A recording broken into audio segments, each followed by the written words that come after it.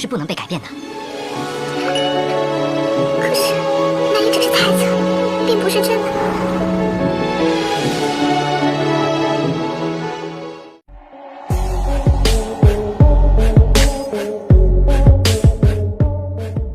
កាលពីឆ្នាំមុនវូលីនិងវ៉ាងហាទីដែលជាតារា95បានគ្រប់គ្រងពេលវេលាសំខាន់នៅរដូវក្តៅប៉ុន្តែពេលវេលារដូវក្តៅឆ្នាំនេះត្រូវបានគ្រប់គ្រងដោយសេះច្បង90វិញមានតារាសម្ដែងកម្ពុជាជាច្រើនដូចជាសៅច័ន្ទក្នុងរឿង The Lanches Promise យ៉ាងក្នុងរឿង Fireworks of My Heart រួមទាំងលីសៀនកុងជីននិងឆឹងអ៊ីជាដើមហើយអាយុរវាងពួកគេទាំងអស់គឺមិនខុសគ្នាច្រើនទេជាពិសេសសៅច័ន្ទយ៉ាងនិងលីសៀនសុទ្ធតែកើតនៅឆ្នាំ1991ប៉ុន្តែមេគាអភិវឌ្ឍរបស់ពួកគេគឺខុសគ្នានៅពេលនេះបន្ទាប់នេះគឺជាតារាសម្ដែងប្រុស8ដួងដែលកើតក្នុងឆ្នាំ1991ដូចគ្នាតែការអភិវឌ្ឍខុសគ្នា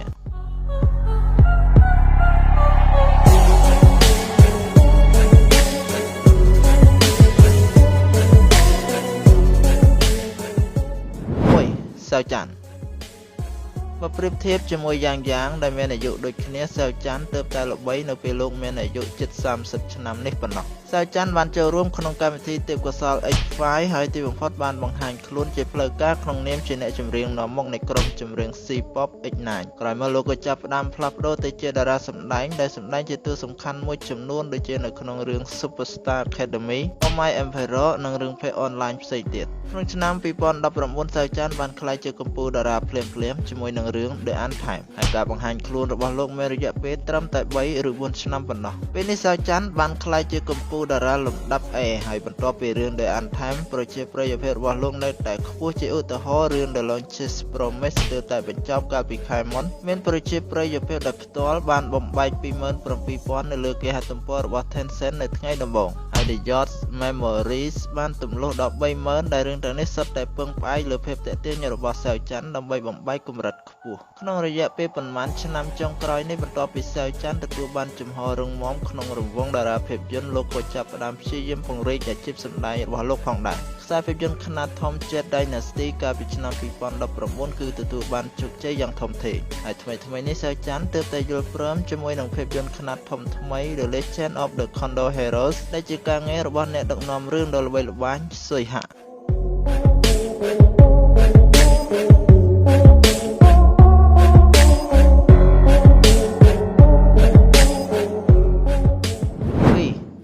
យ៉ាងមុនពេលការងើបឡើងនៃសៅច័ន្ទនិងវ៉ាងអ៊ីប៉ពីមុនយ៉ាងលីអ៊ីហ្វឹងលូហាននិងអ្នកផ្សេងទៀតគឺជាទេវតាចរាចរណ៍កំពូលធ្វើត្បិតតែយ៉ាងមានអាយុដូចគ្នាទៅនឹងសៅច័ន្ទក៏ដោយប៉ុន្តែលោកបានវិវត្តខ្លួនបានយ៉ាងល្អមុនជាមួយនឹងរឿង Love O2O យ៉ាងបានក្លាយជាព្រះបរិះកំពូលម្នាក់ហើយនៅពេលនោះលោកមានប្រជាប្រិយភាពដូចសៅច័ន្ទពេលនេះដែរទោះបីជាភាពចលាចលនៃការបញ្ចប់កិច្ចសន្យាបានប៉ះពាល់ដល់ការអភិវឌ្ឍអាជីពរបស់យ៉ាងក្នុងកម្រិតតូចមួយក៏ដោយក៏យ៉ាងបានចាប់ផ្ដើមរឿងភាគពេញនិយមចំនួន2ភ្លាមដោយដំបូងឡើយបានសហការជាមួយ Daily Riba ក្នុងរឿង You Are My Glory ហើយបន្ទាប់មកបានសហការជាមួយចៅលូស៊ឺក្នុងរឿងភាគ Who Rules the World រឿងទាំងពីរនេះបាននាំការចាប់អារម្មណ៍របស់យ៉ាងត្រឡប់ទៅកំពូលម្ដងទៀតយ៉ាងតែងតែត្រូវបានទទួលស្គាល់ថាជាតារាប្រុសដែលមានរូបរាងល្អហើយលោកបានសម្ដែងជាតួឯកក្នុងរឿងប្រឡំលោកជាច្រើនប៉ុន្តែថ្មីនេះយ៉ាងបានសម្ដែងក្នុងរឿង Fireworks of My Heart រឿងនេះគឺទទួលបានការរិះគន់ខ្លះដែរពីមហាជនចិនរួមទាំងជំនាញសម្ដែងរបស់យ៉ាងទៀតផងប៉ុន្តែវាមិនអាចប្រកែកបានទេថានៅក្នុងវិសម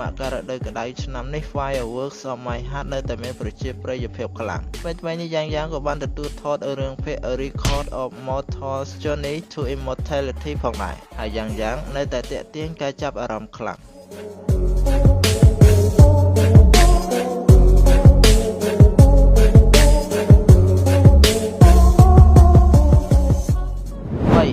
លីសៀនពិតជាតារាសម្ដែងម្នាក់ដែលសង្ហាមុនពេលដែលលោកមានប្រជាប្រិយភាពក្នុងរឿង Go Squid នៅឆ្នាំ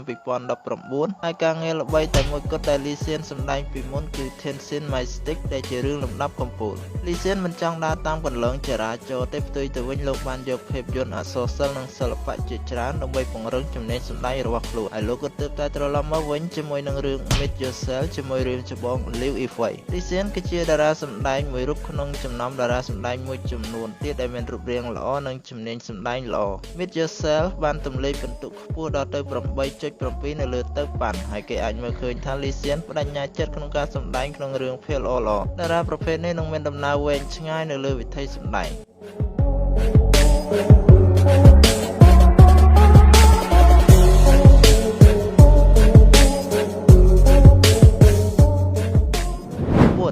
Chang E-Sing អតីតសមាជិកក្រុមចម្រៀង EXO ដូចជា Lu Han, Hong Ji-tao, Hu Yifan និង Chang E-Sing ត្រូវបានអ្នកនិយមលេងអ៊ីនធឺណិតចិនហៅថា The Four Returners ហើយ Chang E-Sing បានផ្លាស់ប្ដូរយ៉ាងសកម្មទៅជាតារាសម្ដែងបន្ទាប់ពីចាក់ចេញពីក្រុម Chang E-Sing មិនបានជ្រើសរើសរឿងភាគបុរាណនិងរឿងភាគបែបផ្អែមល្ហែមម្លេះអលួយដែលងាយស្រួលទទួលបានការចាប់អារម្មណ៍នោះទេប៉ុន្តែលោកបានជ្រើសរើសរឿងភាគទូរទស្សន៍ដែលមានខ្នាតផលិតកម្មដូចជារឿងផ្សងព្រេង The Golden Eyes និងរឿងភាគប្រវត្តិសាស្ត្រ Ming Dynasty ជាដើមគឺជារឿងមានតម្លៃណាស់ក្នុងការសម្ដែងក្នុងរឿងភាគគុណភាពដោយមិនប្រើប្រាស់ប្រជាប្រិយភាពដោយងងឹតងងល់បើប្រៀបធៀបទៅនឹង Lu Han និង Wu Yifan ដែលមានចរាចរណ៍ខ្ពស់នៅពេលនោះ Chang E-Sing លោតមិនដល់ទេលោកបានខិតខំធ្វើការយ៉ាងស្ងៀមស្ងាត់ដោយគោរពជំនាញសម្ដែងរបស់ខ្លួនក្នុងរឿងភាគសំខាន់ៗហើយគុណភាពនៃរឿងដែលលោកជ្រើសរើសគឺតែងតែល្អពេលនេះ The Four Returners 3នាក់ដូចជាស្ងប់ស្ងាត់ Wu Yifan ជួបរឿងអាស្រូវធំហើយតួនាទីរបស់ Lu Han កាន់តែតូចទៅរីឯ Hong Ji-tao ក៏ស្ងាត់ដែរផ្ទុយទៅវិញអាជីពតារាសម្ដែងរបស់ Chang E-Sing មានស្ថិរភាពគួរឲ្យកត់សម្គាល់កន្លងមកមានកម្មវិធីល្បីៗដូចជា Extreme Challenge ដែលធ្វើឲ្យលោកមានប្រជាប្រិយភាពយ៉ាងខ្លាំង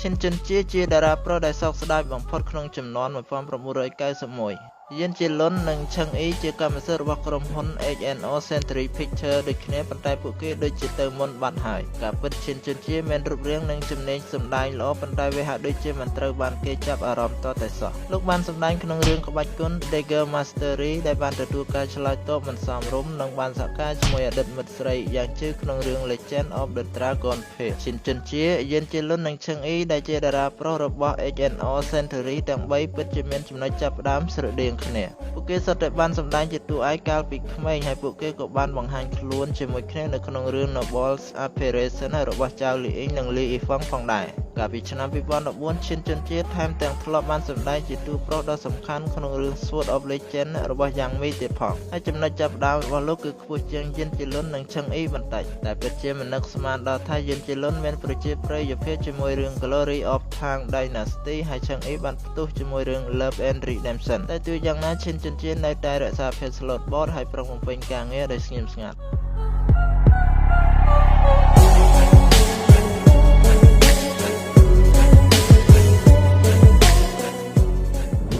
6. Chang Jin-fu Chang Jin-fu គឺជាតារាសម្ដែងម្នាក់កើតក្នុងឆ្នាំ 1991 ដែរលោកបានចាប់ផ្ដើមមានការវិវត្តដូចគ្នាទៅនឹងយ៉ាងដែលដើមដំបូងធនធានរបស់ Chang Jin-fu គឺល្អខ្លាំងណាស់ដើមឡើយលោកគឺជាសិល្បករនៃភាពយន្តនិងទូរទស្សន៍ Thang Yen Media ហើយ Chang Jin-fu បានសម្ដែងជាតួឯកក្នុងរឿង Shin Yen-sword Scar of Sky នៅក្នុងស្នាដៃដំបូងរបស់ខ្លួនដើម្បីលើក Chang Jin-fu និង Guli Nacha ក្រុមហ៊ុនបានជ្រើសរើស Hooker, Liu Shishi និង Thang Yen មកគាំទ្រ Chang Jin-fu ហើយតួនាទីរបស់លោកមិនតិចជាង Hooker ទេដរាបណាលោកជាធនធានរបស់ Thang Yen Media Chang Jin-fu តែងតែជាតួឯកប្រុសក្នុងឆ្នាំ 2014 យ៉ាងក៏បានជួយ Chang Jin-fu បានមួយរឿងដែរពេលបាត់តែធនធានសម្រាប់ការបង្ហាញខ្លួនដំបូងរបស់លោកគឺល្អណាស់ប៉ុន្តែ Chang Jin-fu ហាក់ដូចជាគ្មានឱកាសទទួលបានប្រជាប្រិយភាពនោះទេលោកបានសម្ដែងក្នុងរឿងភាគជាច្រើនប៉ុន្តែគ្មានរឿងណាមួយដែលជោគជ័យជាដុំកំភួននោះឡើយហើយចំណេញសម្ដែងរបស់លោកទៀតសោតក៏មិនល្អគ្រប់គ្រាន់ដែរក្នុងឆ្នាំ 2018 Chang Jin-fu ត្រូវបានគេចាត់ប្រកាន់ពីបទហិង្សាក្នុងគ្រួសារនិងវាយដំទៅលើមិត្តស្រីជនជាតិជប៉ុនរបស់ខ្លួនឈ្មោះ Yuka Nakayura ហើយត្រូវបានចាប់ខ្លួនភ្លាមៗហើយនៅឆ្នាំ 2019 Chang Jin-fu ត្រូវបានមិត្តស្រីចោទប្រកាន់ពីបទហិង្សាក្នុងគ្រួសារបន្ទាប់មក Chang Jin-fu ក៏ស្ងប់ស្ងាត់រហូតមកដល់ពេលនេះ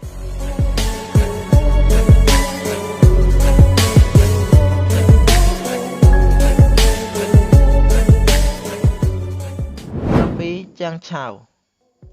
ប្រិយមិត្តប្រហែលជាមិនស្គាល់តារាសម្ដែងជាងឆៅដែលគ្រាន់តែឮឈ្មោះនោះទេប៉ុន្តែអ្នកគួរតែមានការចាប់អារម្មណ៍ស្នាដៃដ៏ពេញនិយមបំផុតរបស់ជាងឆៅគឺរឿង The Heiress និង The Forged Summer ជាមួយថានសុងអេនប៉ុន្តែនៅក្នុងរឿង The Forged Summer គ្រប់គ្នានឹកឃើញតែថានសុងអេនហើយស្ទើរតែភ្លេចជាងឆៅដែលជាតួឯកប្រុសជាងឆៅក៏មានចរិត slot boat ច្រើនឆ្នាំដែរលោកបានសម្ដែងជាតួឯកកាលពីអតីតកាលប៉ុន្តែរឿងរបស់លោកភាគច្រើនគឺមិនជោគជ័យទេបច្ចុប្បន្នជាងឆៅមិនសូវមានការងារច្រើនទេឆ្នាំនេះលោកបានសម្ដែងជាតួរឿងក្នុងរឿង Twilight ដែលសម្ដែងដោយយិនជាលុននិងយ៉ាងអេង